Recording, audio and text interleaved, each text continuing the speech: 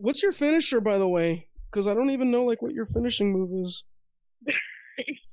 Well, I was trained, or I'm being trained, to worry less about my finisher because it is the Indies. Um, but if I do anything, usually I do finish with a leg drop off the second rope. Nice. So like you're okay. So you're kind of going with like a classic Hulk Hogan type of. Yeah. Okay. I'm trained by old school guys. I watch mostly old school, so I am probably going to be the most old school hybrid diva out there. Very cool. We were talking about what is the difference between a diva and a women's wrestler, or just a wrestler. I mean, does a diva have to be a female, or can it be a guy too?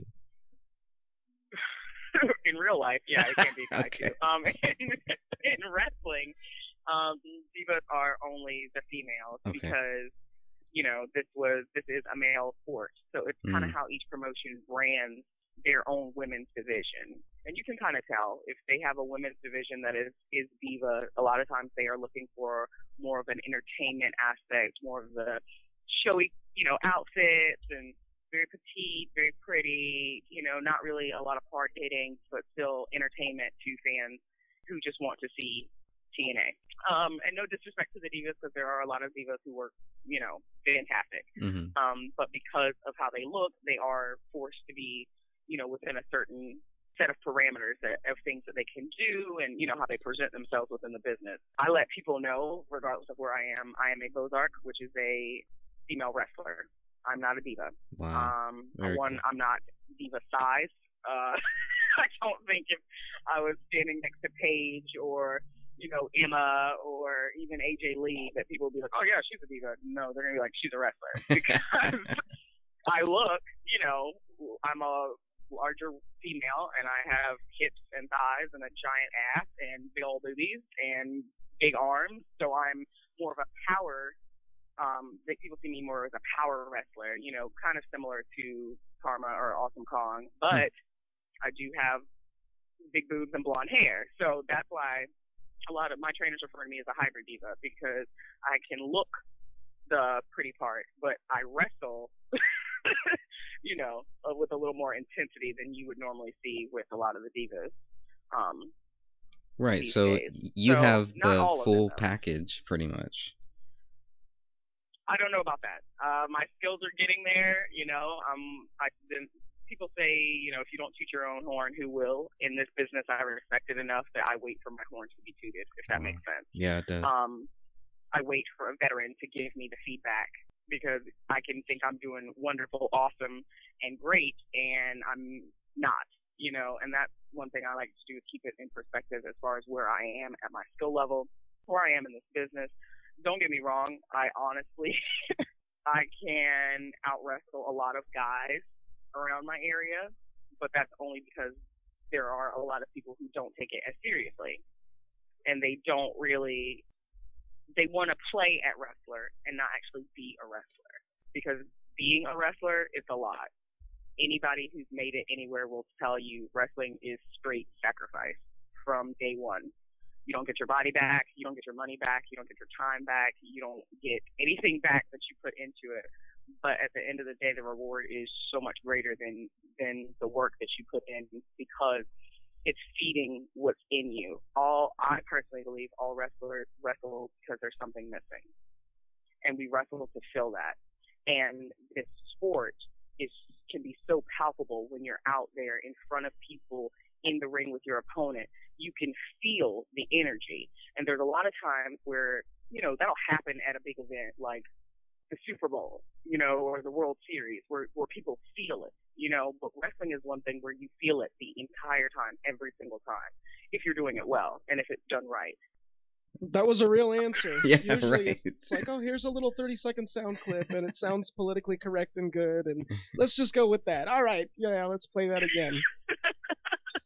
I try to be as frank and respectful at the same time, because there is a mystique about wrestling that is being lost because people are not being trained in the proper way to keep some of the secrets in the locker room as they are supposed to be, and keep it with a mystique about it that it originally had. So I do try to be as honest can, because I don't want to give anyone the impression that I'm running from city to city, balling out of control, awesome wrestling life, because most of it is in the gym or in the ring and working and really being in the trenches to hone my skills, to make sure that I know what I'm doing and to hone my product, which is myself. As a wrestler, I am my product. So the way I look is important all of the time. So my physical ability is especially important, because if I can't hold someone and they aren't properly holding on to me, that's dangerous for them. If I can't, support my own weight when I'm doing something, that's dangerous for myself. So it's really important for anybody who says they're a wrestler to really examine, is that what you are? And be honest about it. And that's why I try to be frank, so that people who are considering it can see, yeah, maybe this isn't for me. Because truthfully, that would get rid of a lot of not so great things that go on. So do you watch the current product then? Do you watch the WWE, WrestleMania, all that? I do. What did you think of All of that. WrestleMania? What did you think of that? I thought entertainment-wise, that was the best that WWE has been in a while, because they gave the fans what they wanted. Everybody has been on WrestleMania, Daniel Bryan's jock since day one. And it's pretty much after every pay-per-view, every Raw, every SmackDown, after everything that WWE puts out, the question is, so is Daniel Bryan going to be champion? So they finally were like, okay, guys, here, fine. Not saying he doesn't deserve it. He's an awesome worker. He's so talented. I love watching his indie stuff, because he really showed his character a lot more. Once you get higher up, there are parameters that you have to follow, especially as a new person or someone coming from the indies. So for him to still be able to incorporate his indie stuff because most of his signature stuff is stuff that he did on the indies, it's pretty cool. So in that respect, and yes, Daniel Bryan, awesome. But on the flip side of that, I'm so old school that it's kind of hard to be believable for me. Only saying, when Hogan came out, Steve Austin, The Rock, Brock Lesnar, all of these, even Randy Orton, all of these guys have that physique and that look that says, first thing in your mind, they must be a wrestler, or some sort of athlete. Daniel Bryan's got a great body, but to me, his stature doesn't necessarily resound with, a champion of that magnitude. But maybe that's just me and my way of thinking and believing that you should look especially the part. Now, I'm not saying he needs to get on the gas or anything, but nothing like that. But, in my mind, I was like, okay, well, let's see. This is one opportunity, though, that is awesome, because it is talent-based and less look-based. Because there's true. That's a great guys point. who had no mic skills, but they've got the physique. So I'm looking forward to that. I'm not going to lie to you. I didn't watch the Divas match. I don't know where I was. You couldn't watch it. I just came out on the Divas match. Wow. I have a very hard time, because they have some very underutilized talent, like Natalia. I feel like if they would just let that girl wrestle and do less total divas and cute outfits and all that, that they would really see and be able to draw not only the beauty, but the athletic ability and the wrestling out of these women. Because there's no way that all of these beautiful women don't know how to wrestle. Vince McMahon is not a fool. None of the creative staff or anybody at WWE is going to just put somebody in there who cannot do anything. But to not allow them to, and to kind of have these fluff matches and stuff, I find that, as a woman, that's degrading. It's not authentic to me that if I was a child coming up during this time, that I would be like, oh yeah, that's something I wanted to do. I was lucky enough to come up during an age where wrestling was still, you still looked at the characters and the wrestlers and the people as these out of this world, over the top, untouchable. You saw them as these great, magnificent, awesome people. And then to kind of have it watered down and watered down and watered down and watered down, that's disappointing. And especially, you know, in the women's division, they've had some amazing talent come through WWE. Freaking Lita? Are you kidding me? Yeah. Like, Trish too. They've really not really taken that much advantage of what they have. Naomi is a phenomenal athlete, but I don't really see her getting the opportunity to use a whole lot of wrestling ability. You know what I mean? Yeah. So we will see how it goes. I wasn't completely shocked about Undertaker, but I was like, whoa, at the end, because of the way that he looked, the way that he took in the whole scene made me wonder if this was going to be his last WrestleMania ever. Just the way that he stood there. And you kind of have to be a wrestler to identify that look, or an entertainer, period. Because every entertainer or artist comes to a point where they know that even though what they love, they may not be able to continue with it, or for whatever reason, this is going to be the last time. So it's almost like losing a child because you've worked so hard to protect and care for this thing that you love so much, and to have to let it go for whatever reason, there's no way that you can sell that on a screen. You know what I mean? So I was really analyzing that moment, or the moments that he took, to look around the ring, to walk that last time up the ramp, because it was really touching and poignant to me to see that. And the tag match I thought was, the Shield, mm-hmm. and New Age Outlaws. I was wondering why that was so brisk, but love Dean Ambrose. He's an incredible worker. Really like that they're beginning to pull Roman Reigns a little bit onto his own as well. I can't wait to see how, once they break all three of them up, because all three of them are so talented, how they're gonna, make that work and how that will go. I was very happy that Cesaro won the Battle Royale, because he also is uber talented, and definitely is someone that I had kind of watched for maybe 2 or 3 years, just kind of see what was going to happen, because I was like, I like this guy. I wonder what they're going to do with him. But yeah, I thought that was pretty good. And for him to actually, be able to lift Big Show. So I gotta give him props. There's no amount of, he can help all he wants, but you are lifting that big old man. So kudos to you, good sir. I keep up with the product because it's important for me to know. I'm not going to sit here and critique what WWE does, because I in no way have any what means to do that, or any right to do that as a new person in this business.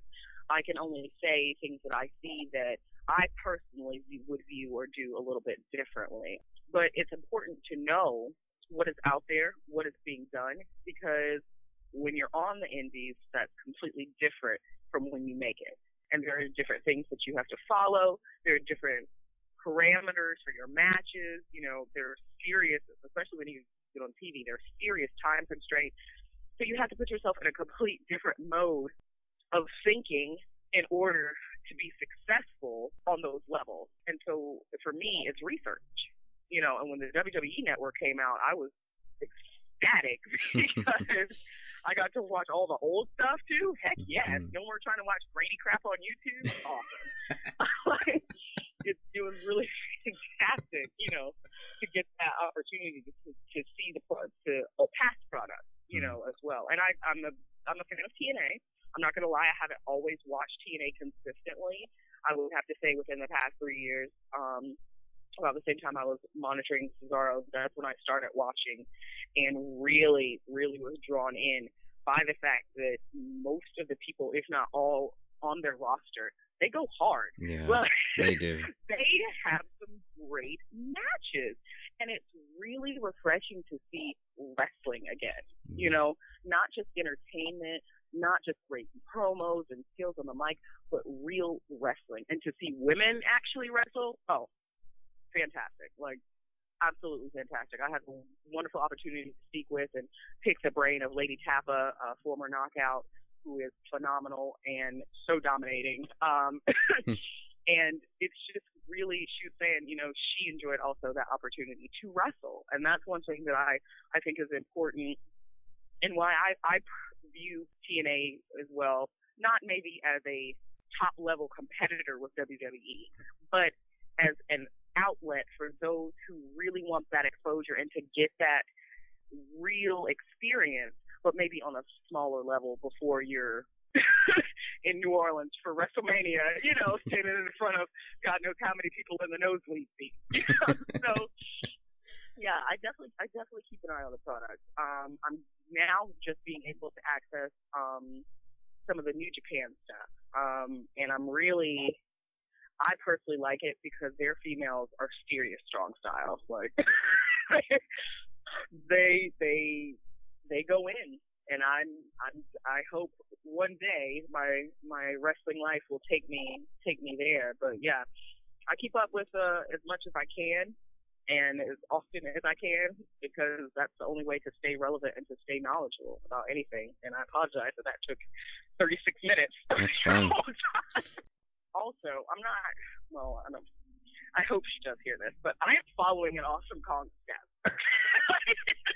I am literally trying to retrace her wrestling steps. So she has a huge following in Japan, and so, you know, I'm trying to get like her, but I'm doing baby steps first. She has the NWA women's title, so that's my first short-term / long-term goal in this long road, because wrestling is a road. It is definitely not a stop along the way. It is a journey that you stay on for however long.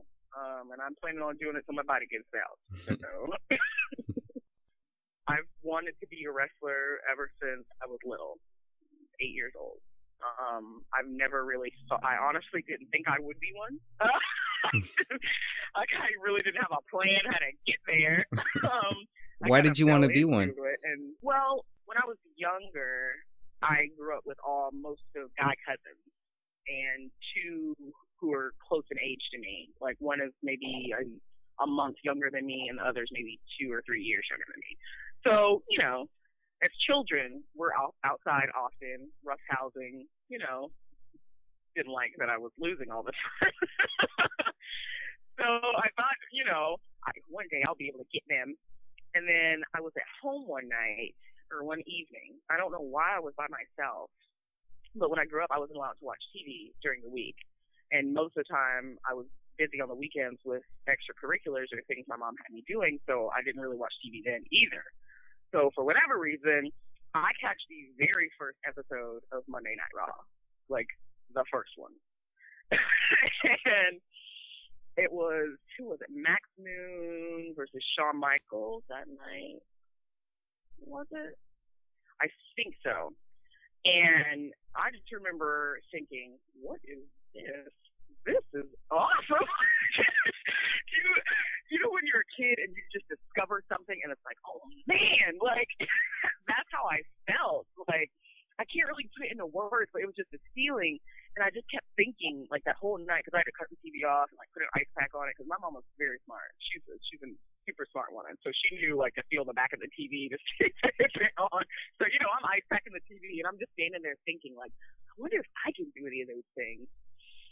And as I get older, my interest doesn't fade, but I'm not really sure how to get into it. You know what I mean?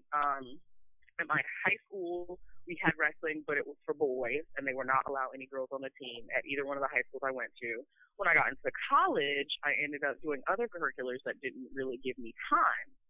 So I'm home on a break, and I get the opportunity, and I kind of fell into training, and it was awesome. It was absolutely awesome and extremely painful, but more awesome than painful. So I honestly think it's always been in my blood to be in entertainment in some way. I've always been in theater, acting. I'm in a music sorority, singing. I've always been crafty, drawing. So art is in my blood. It's always been a part of me. And wrestling is art. It is beautiful, brutal art. And I am becoming a master artiste now, I guess. That is my ultimate goal, is to become a wonderful wrestler. not just for women, just a wonderful wrestler, period. Because I want to know, I want to learn. And this is, if people don't realize that this is a connection to history, this dates way back, ancient Greece. Like, you know, this is what you're doing has been done for thousands of years. Are you kidding? Like, why would you not think this is awesome? Sorry, I get so like emotional and excited about wrestling, but that's how I feel, because this is bigger than all of us. We've all been creating this beautiful, brutal art, and we don't realize that we are carrying on a world tradition, or a tradition of humanity, if you really think about it. Ever since the dawn of time, men have wrestled, even further back than ancient Greece. So really putting that into perspective, you are a part of something that has gone on for many years. You know, it was even in the Bible. I mean, like they had Jacob Exactly. wrestling with, was it Penuel? And in my mind, I thought it was just like the stuff that I saw Saturday mornings. You know what I mean? I pictured Jacob climbing up on the turnbuckle, and you know, the angel at the last, yeah, Jesus Christ. or the last minute, he, you know, raises his leg or something like that, or you know, like he did a heel switch, and that's how he messed up his thigh or whatever. Like that's what I pictured. I thought they weren't wearing boots and stuff. Maybe had a cape, a star drawn on his face or something. I mean, that's what they come running to the ring. Yeah, in this corner, coming from heaven, Penuel. You know, and that's, you know. And from ancient Mesopotamia, here's Jacob. You know, and nobody likes him. He's like, oh, he only believes in one God. He's only got one God. Yeah. Yeah. So it's really a connection, you know, to so many things that are just bigger than our existence as people in 2014. You know, there were people doing this back in AD, BC, you know, so I myself take it that seriously and try to keep that in mind, so that every action, every match, all my training, everything I do is going to represent that well. Am I going to make a mistake? I hope not, but I can't say that I won't, because I'm human. But I really am trying to keep this business as secure as possible, despite everyone always saying that's just how it is. Well, there were a lot of things in life that's just how it was, until somebody came along and said, hey, maybe it could be different. So, especially as a woman, that's what I'm seeking to change, because people do not really take women seriously in wrestling to begin with. And then you have those young ladies who, in their quest, you know, for better self-esteem or attention or notoriety, have made decisions that reflect poorly on all women wrestlers. So it is something that I'm really hoping will change and be really positive, so that when I am in my 50s and 60s and I'm speaking at a seminar to young women and men who would like to wrestle, I can actually be imparting things to them that I did live by. So. Do you want to see more of a shift back to just having female wrestlers instead of the whole diva kind of, entertainment aspect of things? You know, I don't know, because I feel like there is a place for it, because you have those fans who are going to be more interested in the Divas aspect than the female wrestler. Really, I'm going to stop making that distinction, because it sounds like, you know, Divas versus female wrestlers, go. But it's not going to be, you know, it's not going to be a rumble or anything like that. But I do think that you have a group of people, though, who really do like the cute outfits and the, you know, remote or whatever she says. You know, there are going to be people who like that. So you can't take that away from them. You know what I mean? That's not fair. On the other hand, though, you're going to have those fans who are like, these girls are pretty, that's great, and that's wonderful, but I would honestly like to see them actually do something. Tell a story.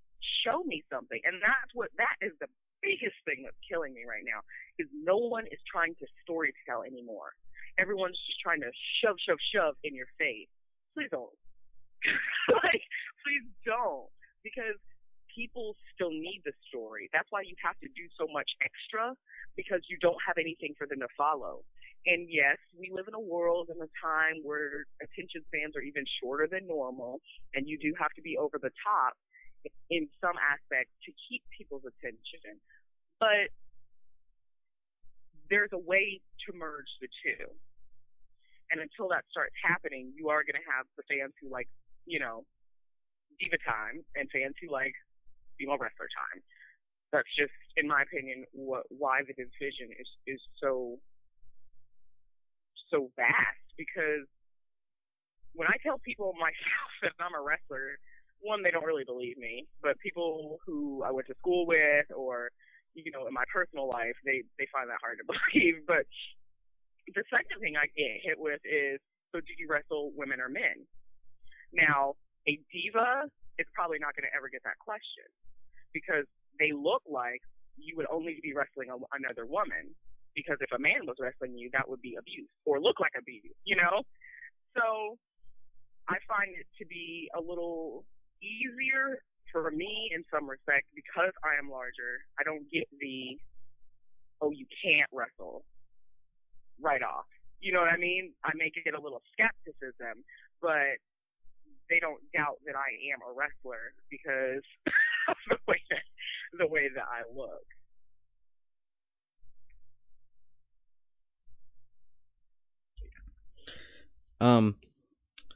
What did you think about the Warriors passing? Oh gosh. Well. It's sad. I don't. Yeah. It's very sad. Yeah.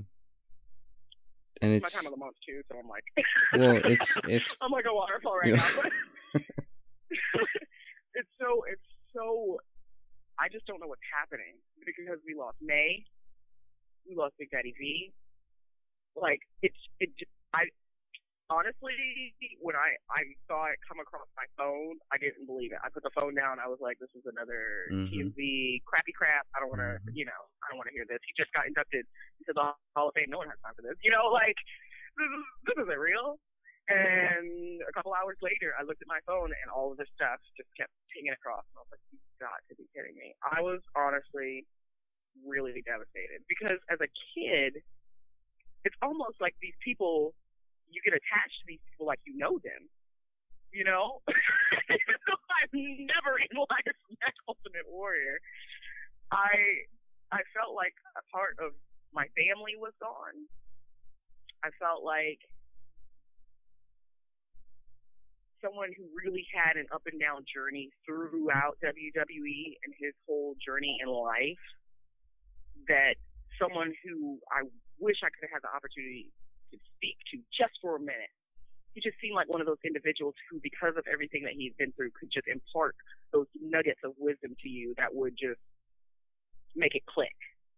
There's a moment that a lot of the veterans talk about that they have where wrestling just kind of comes together for them. And in my mind, I kind of thought that my one time, if I ever met him, that would be my chance to do that. It's tragic. It's awful. I wish that everyone could stay around all the time. And that's kind of selfish for me to say, because it really is for me learning.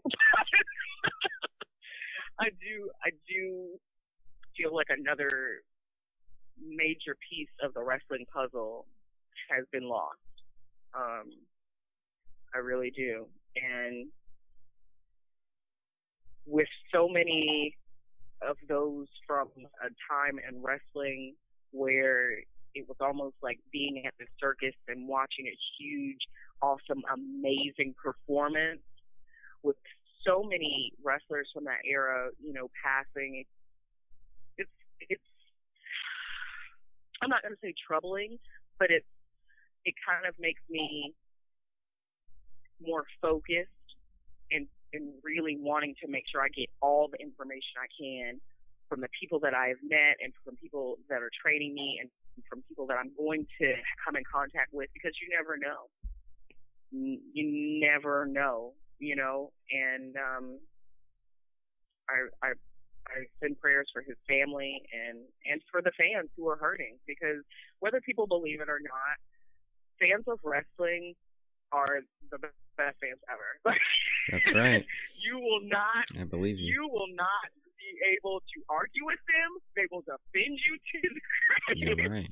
They are the most receiving and warm people. They are even the people who heckle me.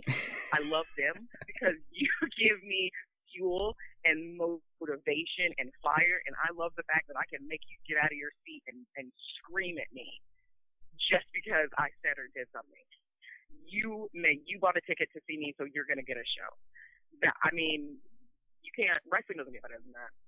It really doesn't. And I pray that through this time that his family and those who loved and came in contact with him really have peace and can get through it, because that is. And I'm not sure. I don't want to get super religious, but I do believe that was God holding him until after he was inducted, because he did deserve that. And then, letting him go be at peace.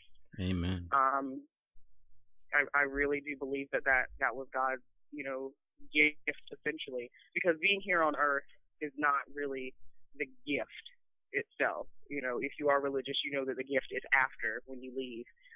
So for him to be able to see, hey, everything that I struggled and went through and fought for is being acknowledged, then I do feel like that was, God's way of letting him be rewarded and then be sent home in a celebratory way. So let's celebrate and be happy that he also doesn't have to worry about the pending zombie apocalypse, which I'm sure I'm gonna have to get prepared for.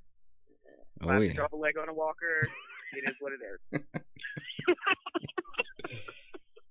Well, that's another driver for to be a NWA champ, because I think that the NWA belt would actually help a lot during the zombie apocalypse. Just think of all the great uses it has. I mean, oh yeah, definitely. If that zombie grew up watching wrestling, they're gonna know that, and they're gonna, you know what? I'm gonna go eat somebody else's brain. I'm gonna leave this person alone. They can actually power slam me.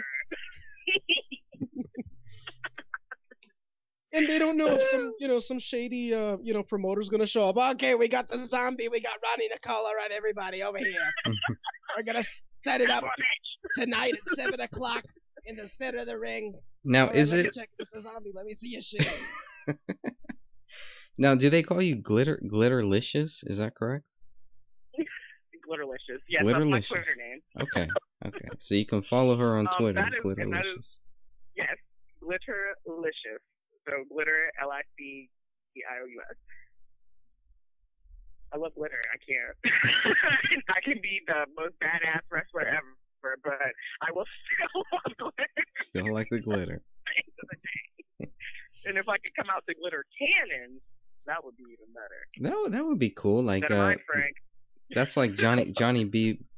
Bad, right? Something like that, or like China, I think did that one time. Like China, yes. China had that big gun, right? But Johnny B. Bad had the gun too, I believe. I want like 3, okay, and I want one pointed left, one pointed right, and one pointed in the center. That's cool. And then it's gonna be like Roni Nicole. Frank, you better be taking notes, brother. And then I want Jamaican air horns. You guys know what I'm talking about? Oh, nice. I want that noise. Okay. And then my music drops. Very cool. Very cool. Take notes, Frank. Take notes. I'm taking notes. I'm all writing and trying to make a can. Yeah, I think many people were shocked about Brock Lesnar's victory over the Undertaker, but I was actually, I was not only rooting for it, but I knew that if it was just a one-on-one fight, there was no way that Taker would allow himself to Anyone be. Else. Yeah, right. Because it, right. Taker is all about old school, right? And it's all about legitimacy of the business. And I mean, but there were so many people that were shocked. It was almost like they didn't care about that match because they already knew that Taker was gonna win somehow. And I thought maybe Stone Cold was going to come out. I knew somebody had to come out, or there was no way that Taker would have done it like that. I honestly think out of everyone in that locker room, who else would have? Like, in real life, he and Brock are very good friends. You know, he goes to Brock when Brock was doing all the MMA stuff and all that. He would be at Brock's matches, front row. That's right. You know, Taker started wearing the MMA gloves to the ring. He learned, you know, he started doing the submission log.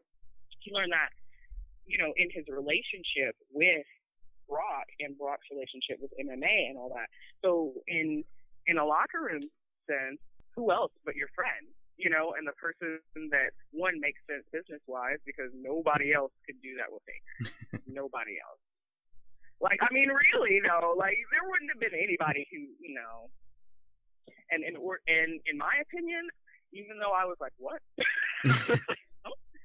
I felt that as a wrestler, I would want, if I was going out, so to speak, I would want it to be with someone I knew was going to keep me safe, was going to have the intensity that I could handle, and really give me a match that I would remember if, in fact, it was my last. You know. Now, do you think that it was his last match? I don't know. That's why I was saying to you earlier. It was just the way that he looked around. There's a point where you look and you sell it, okay? But then there's a point where you look and it's like, I'm taking this in so that I can remember this feeling because I might not be here again. And it just looked so authentic, like it was going to be his last WrestleMania. Because, you know, Taker's not around all the time. He always comes back close to the time that, you know, it happens. And he's still a wonderful, awesome wrestler. But he, you know, I don't know if this is his way of closing out this chapter. I hope that he doesn't, to tell the truth, because I need him to stick around so I can get a chance to chat with him. I told you guys I'm so selfish. I'm awful. I'm sorry. But yeah, I don't know.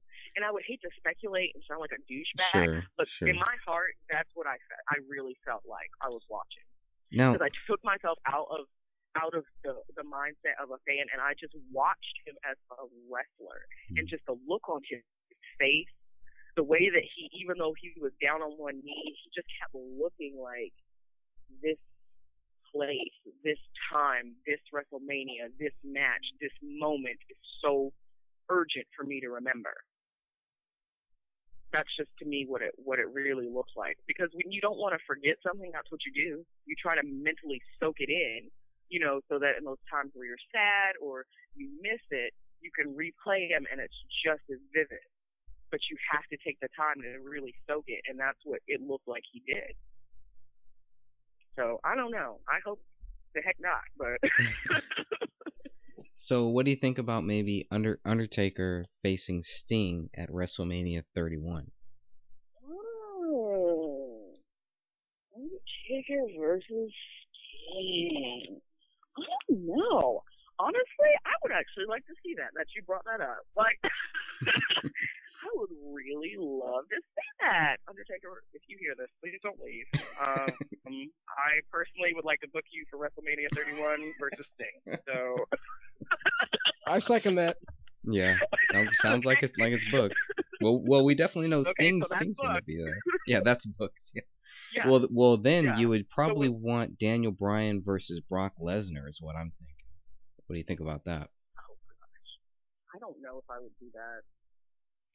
I really don't. Or Daniel Bryan versus CM Punk if he comes back, but that's a whole nother. Now, yeah, okay, yes, I would like to see that. Hold on. I would like to see Daniel Bryan. I would like them to unbury Dolph Ziggler. Yeah, I said yes, Triple H. Absolutely. And praise to Dolph. And then CM Punk. Okay. Yes. Okay. Oh my gosh. Okay, listen, guys. I'm going to be upfront with you. I work out. Okay, I train hard. I try to do what I can. I attempted Dolph's elbow drop. Mm-hmm. You know. Mm-hmm. I got the fire. I got 5 good ones in, and I stood up and I was like, oh, jeez. Like, he is an incredible athlete, tremendous athlete, great wrestler. Not a fan of his spaghetti hair, but you know what? He makes it work. Yeah. And him and his little, his hip swivel, the elbow drop, just the athleticism of how he wrestled. I just wished he could just. Yeah, why don't they push him? Why don't they push Dolph Ziggler? I don't get it. Well, Dolph has done a few interviews voicing his opinions about his position in the company. And after that, you started seeing less and less of him. So, I'm not going to speculate and be a douchebag, but I just thought it was really funny how I've watched a couple interviews where Dolph has been straight up about how he feels like his potential has been underutilized and how, he loves the company or whatever, but he does hope that there's more room for him in future storylines and things going on, and all of a sudden, Dolph's gone. So, I don't know if he has upset the people in creative or Triple H or Stephanie or Vince or whatever. But I just think it's really funny that he has been very outspoken. That's not censorship at all. And I mean, as much as I hate the Fandango dance, he is a great wrestler. Yes, he is. And if they stop putting him in crazy outfits and making him dance around with Summer Rae, okay? Well, they finally broke up. Let him work? Yeah. Yeah, but, we'll see if his push comes. Well, I mean, it's like you just look at him and you believe everything. At least I do. As a fan, I believe everything that he's doing, and that's hard. That's hard to do. Yeah.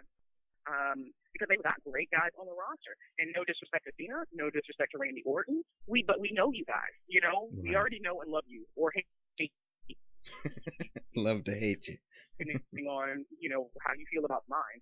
So why not give some other guys a push? You guys have the resources. If they're not good on the mic, then utilize what you guys have. You have a plethora of celebrities and people, legends, okay, that could come in and work with people who you feel aren't necessarily as strong in certain aspects as others. But, like I said, it's easy to be on the outside and get offered suggestions, and I'm not trying to be a douchebag, but in my mind, I do feel like those two guys are super underutilized and very, very talented.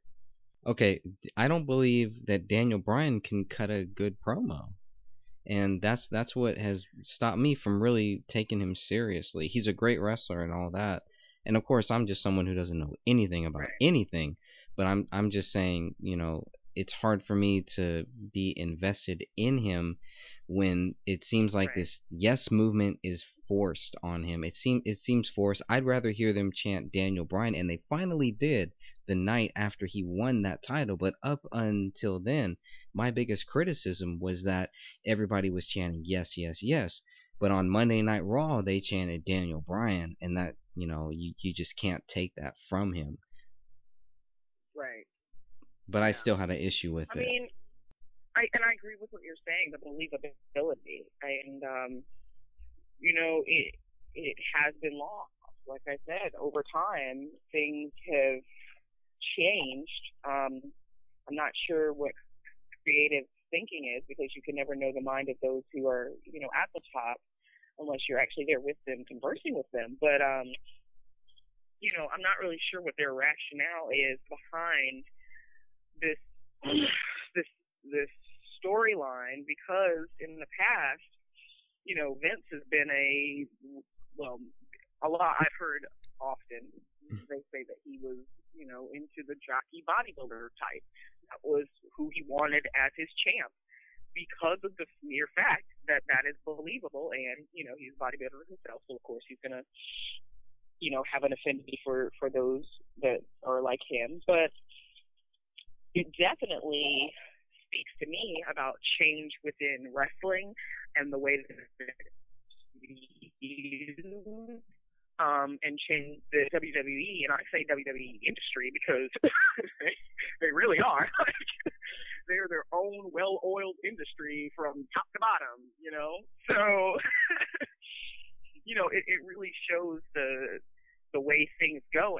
And for me, I'm always looking forward, but remembering what the past has taught. And it's especially important to know where you came from and to take those staples from those iconic wrestlers and bring them into this new era and make them relevant for our time, because things are significantly different, than the 50s, 60s, and 70s. Even before that, things have changed in the world. Things have changed in our society. I'm not going to say that. I will say that race relations have changed, but within wrestling, you're still going to get a little bit of that old way of thinking sometimes, that not so tolerant way of thinking. But on the whole, everything is changing. So I understand why, they keep up with what's going on, because you're going to have to feed those fans. But for me personally, like I said, I love the network because I can go back and look at all the old stuff. Right now, I'm in 1993 ECW, and I am loving it. Like you guys have no idea. Jimmy, Superfly, Snuka, are you kidding me? Sabu? Okay, I was in my room doing stuff and knocking crap over. Oh my gosh, so Bad Company, Public Enemy, I can't even. It's so exciting to see all of that. Medusa, Sensational Sherry, Peaches, all of these people. And, oh gosh, Paul E. And you know what, Frank, I was going to say that when you do your creepy or skeezy promoter voice, you kind of remind me of Paul E. Big old tacky suit, big old mobile phone, and everything.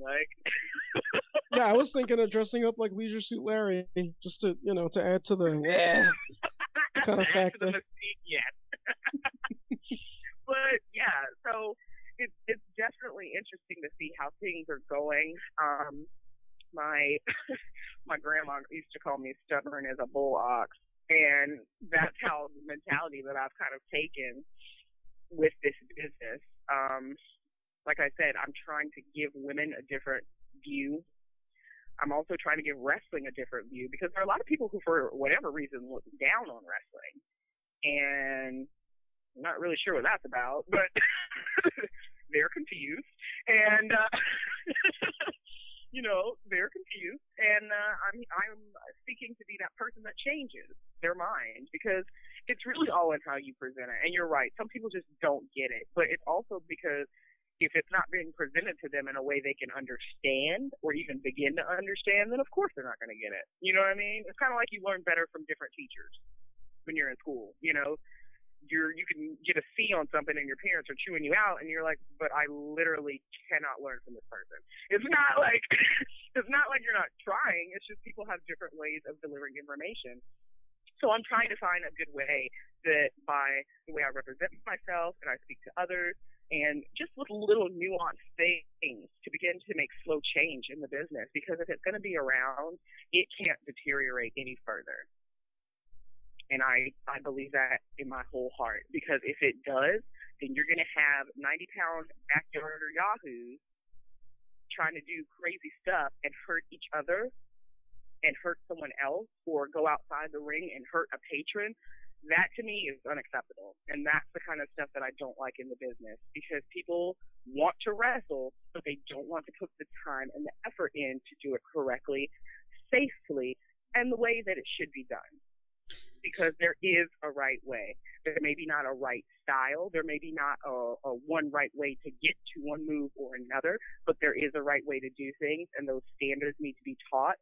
They need to be upheld, and they need to be respected, because it's been done way before you. So why think that your way of slack and not taking it seriously is better than the historical way of working for it and doing it right? That's just my opinion. Sometimes I get a little soapboxy. I do apologize. No problem.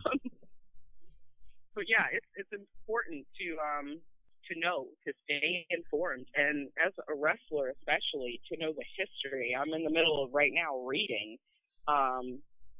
just going back as far as I can and finding information about wrestling, because what is it to say, oh, I'm a wrestler? Oh, okay. Well, can you mention some historical wrestling people? No. Oh, really? But you're a wrestler, right? Okay, okay, I see what's going on here. And you would be surprised with how many people that, not trying to show my knowledge, but I'll just try to discuss with them, things about wrestling, and they can't have that discussion because they haven't taken the time to learn their history. They took the time to put the boots on. Then why not take time to learn about the people who came before you in not necessarily those boots, but in the boots, so to speak? You know what I mean? I was talking with someone, and y'all have heard of the Fez press, correct? I haven't. No. If you ever put it in, Randy Orton does it. He's the first person that popped in my head that I've seen do it. But that move was originated by Lou Fez. You would be really surprised that people have no idea who he is. They haven't even read his book. Yeah, they haven't read the book. And I'm going to get the book. Don't judge me. I am borrowing the book from a veteran. I've just got to clear it with him first. But you'd be surprised at how many people really don't take that initiative to watch old matches, read about wrestling history, get as much information as they can. And it's surprising and sad because these are the same people who talk about, oh, I'm going to do this, I'm going to do that. Well, are you? Because with any other thing that anyone ever tries, you're going to do a little background check. At least if you're smart, you will. Like, you're not going to go on a completely blind date without peeping at their Facebook. You're not going to take a trip to a foreign country without researching a little bit about where you're going, where you're staying, what could be potentially, happening there. You're not going to embark on any sort of new activity, whether it be taking up golf or, birding or, I don't know, painting, without first looking into some of the historical aspects of that particular activity just to give yourself a point of reference, or even just for your own perusal because you like it. The point is that the history and the learning is being lost. Wrestling is a journey because you can't ever stop learning. Because if you do, then that's the moment that you have failed. And that's pretty much true in other aspects of life too. Yes. And that's why I love wrestling so much, because if you can become strong at wrestling and do it the right way, it's gonna by default make you a stronger and not better than someone else, but a better version of yourself. And that's what ever since I was little, my mom always taught me, be better than you were yesterday. And wrestling is really helping me to do that. It's teaching me discipline. It's teaching me self-control. It's teaching me time management, because I'm not going to lie, I am not very punctual, but I'm working on it. Okay? But, okay. Don't worry, I'll be punctual. I'll be punctual out there, okay? I don't really have a choice. I got to get there. But, it's teaching me these things because I can't show up to a show late. I can't show up to training late. I can't show up to the gym late if I'm meeting a trainer or I'm meeting a group or, whatever the case may be. I have to be there on time. It's teaching me about self-respect, even though I have that already. Like I said, as a female, you run into a lot of interesting things in the locker room, and you run into a lot of interesting ladies who have found other ways to be successful. A lot of times these ways aren't the classiest. And so being a woman in this business and being able to block out all that external, unnecessary, in my opinion, malarkey, if you will, it's important, because so many women have slipped into that. And I refuse to ever have anyone say I got where I was because of something I did of a sexual nature. That's not acceptable at all. That's one, not classy. Two, taking the easy way out, because that means you didn't want to work for it hard enough to try and do it the right way. You didn't even attempt. And if you did, And if you did and you weren't good enough, that is okay. That's what I think also people don't realize is if you can't be a wrestler, that's not to say you can't be part of the business. Refereeing, managing, valeting, you could be a part of that particular promotion. It doesn't necessarily mean you have to be in the ring. But when people don't take that into consideration, it's dangerous for other people. Because it's not just you in that match. It's you and another person. You have to protect that person. You have to protect yourself. You have to make that person look good, and you have to make yourself look good. So it's really important for people to take all those things in and store them and refer back to them when they're thinking about a decision regarding wrestling, because it's not a joke, guys. Like, there have been times that I have had horrible knockdown, drag-out fights with some of my family members who don't support me in this. I've been fortunate enough to not have to be hospitalized for anything that was too bad. Of course, concussions are going to come, whatever. But I've had friends in the hospital because of this, because they've gotten hurt. I've had friends who have lost things that were important to them, but because wrestling was more important, they were okay. Like I said, wrestling is a lot of sacrifice. You lose friends. There are people who I'm not friends with any longer that I was friends with when I started this journey, for the simple fact that I don't believe in allowing negativity into your life if you can help it. And they were being extremely negative about this, and it's already a challenge enough, because how many wrestlers do you have in the world? And how many WWEs are there? You know what I mean? So everybody is jockeying for the same spot. The probability of you making it is low if you don't take it seriously. That's one thing that people don't, when people say, well, how do you know you're going to make it? How do you know you're going to be successful? I can't not be as hard as I'm going to work and continue to work. Like, you know what I mean? Like, there's no way that this is going to not happen, because if you put in the effort and the time and the work and you love it that much, it's going to, just by you doing that. So it is a journey and a challenge that you have to be willing to accept. As a female, I definitely have taken the stance of I'm not really interested in external whatever, because I'm focused on wrestling. This is my husband, boyfriend, whatever. Like, this is what I'm married to, because I want it that bad. And that day that I've made it, then that for me is the reward in itself. That yes, I set goals. I met each goal. I worked for however many years to get to this point, and I did it.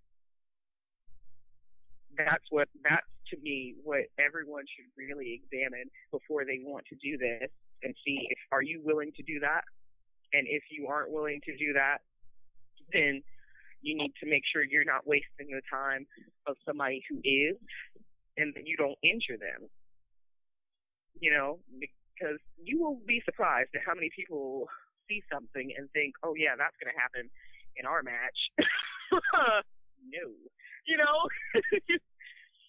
Just because you see it on TV does not mean that we're going to go and do this at our indie show and you've never done that before and you're going to take my head off.